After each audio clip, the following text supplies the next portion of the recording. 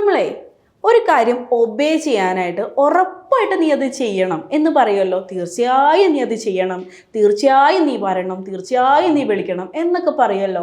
അതിന് വേണ്ടിയിട്ട് നമ്മൾ യൂസ് ചെയ്യുന്നത് ഈ മസ്റ്റ് എന്നുള്ള ഈ ഒരു ഓക്സിലറി മാത്രമാണ്. മസ്റ്റ് ഇത് മാത്രം പഠിച്ചു വെച്ചാൽ മതി കേട്ടോ.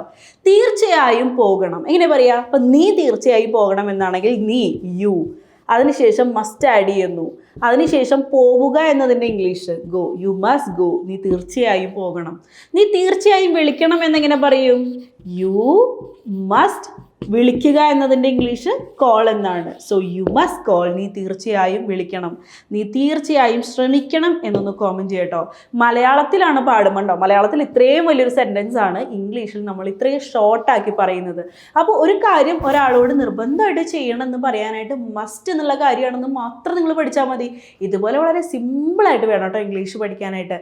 അല്ലാതെ ഇതൊക്കെ എന്തോ വലിയ സംഭവമാണ്, ഇതൊന്നും എനിക്ക് ഒരിക്കലും പോസിബിൾ അല്ല എന്ന് മനസ്സിൽ പറഞ്ഞ് ഉറപ്പിച്ച് കഴിഞ്ഞാൽ ഇതൊന്നും പിന്നെ പോസിബിൾ ആവില്ല കേട്ടോ.